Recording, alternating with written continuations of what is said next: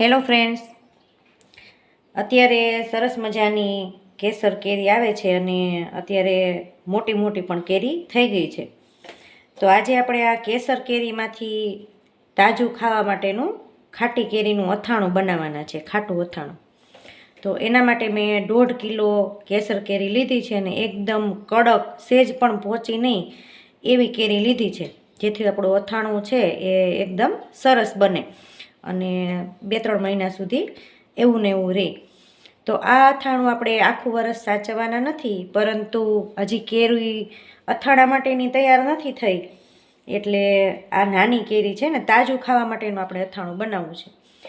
તો આ કેરીને આપણે ટુકડા કરી લેશું.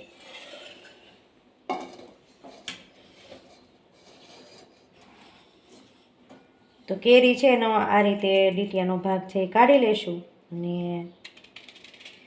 એના આ રીતે 2 ભાગ કરી અને અંદરથી ગોઠલીનો ભાગ છે એ કાઢી લઈએ. અને પછી એના આપણે નાના ટુકડા કરી લઈએ. અત્યારે હું અહીંયા એવા 4 ભાગ કરું છું. આ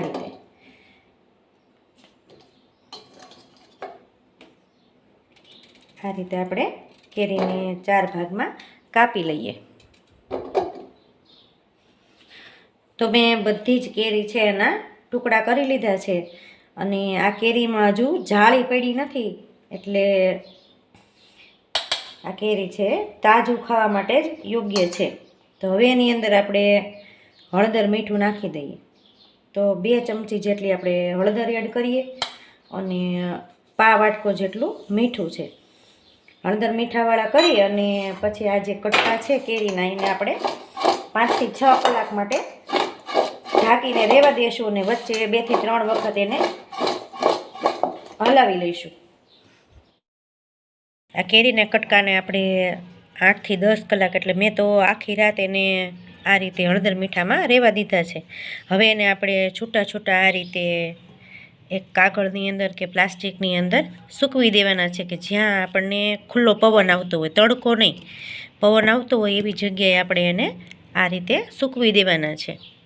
અને જ્યાં સુધીમાં એની અંદર આપણે આમ દબાવીએ અને પાણી આપણા હાથની અંદર ન આવે ત્યાં સુધી આપણે એને સૂકવવાના છે. એટલે બપોરે 4-5 વાગ્યા સુધી આ રીતે સૂકવીશું એટલે સરસ રીતે સુકાઈ જશે. તો આપણા કેરીના કટકા છે એ જો સરસ રીતે સુકાઈ ગયા છે. આપણે આમ દબાવીએ તો સહેજ પણ ભીના લાગતા નથી. તો હવે આપણે એના વઘાર માટે બોળો તૈયાર કરી લઈએ.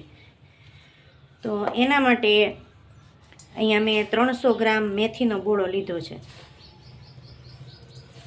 એની અંદર આપણે રાઈનો બોળો છે. મેં નાની ચટણીની ડીશ છે આ, એટલે કે લગભગ 3 ટેબલ સ્પૂન છે.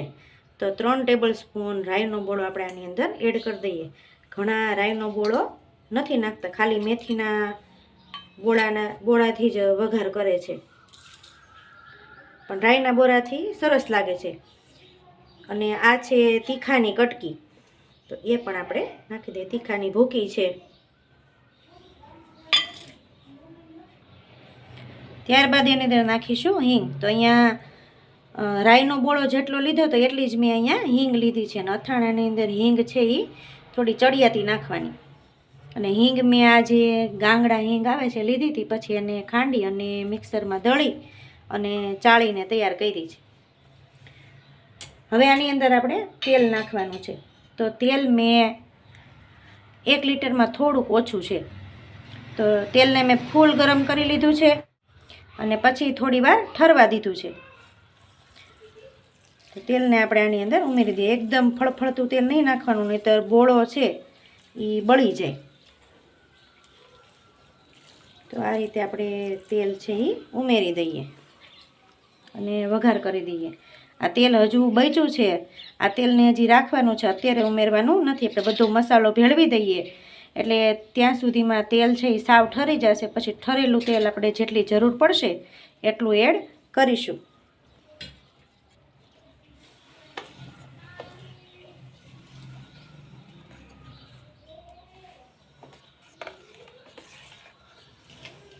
હવે આ સમયે છે ને આપણે મીઠું નાખી દેવાનું છે, જેથી તેલ છે એ બોળાને બાળે નહીં.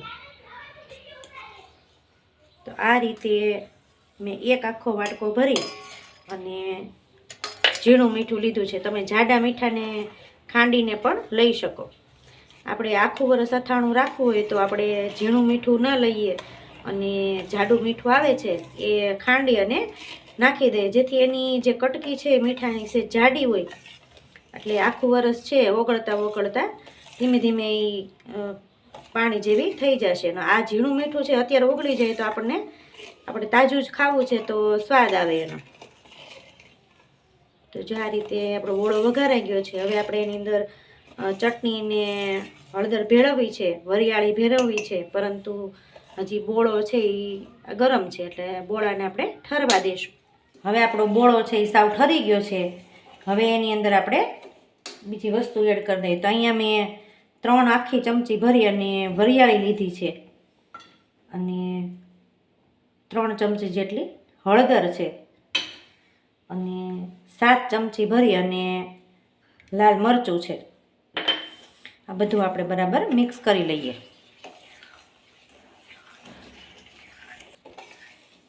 હવે સરસ રીતે બધું મિક્સ થઈ ગયું છે. હવે આની અંદર આપણે કેરીના આપણે જે કોશિયા તૈયાર કર્યા છે એ આપણે આની અંદર એડ કરી દેવાના છે.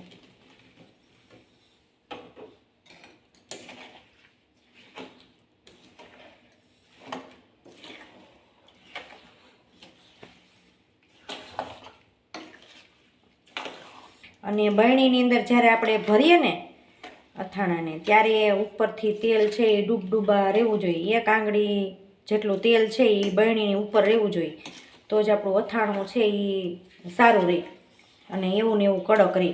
જો એમાં તેલ ખૂટે તો આ ચીરમાંથી જે પાણી મિક્સ થશે એના કારણે બોળો છે એ પોચો થઈ જાય. એટલે તેલ છે એ આપણે બરણીમાં જ્યારે ભરશું ત્યારે ઉપરથી એડ કરશું. તો આપણું ખાટી કેરીનું તાજું અથાણું છે એ તૈયાર થઈ ગયું છે. અને આ અથાણું હજી કેરીમાં જાળી ન પડી હોય એટલે આપણે ઝાઝો ટાઈમ આ અથાણું રહે નહીં, એટલે આ બસ 1-2 મહિના પૂરતું જ આ ખાવા માટે તૈયાર કર્યું છે. તો તૈયાર છે આપણું તાજું ખાવા માટેનું ખાટી કેરીનું અથાણું.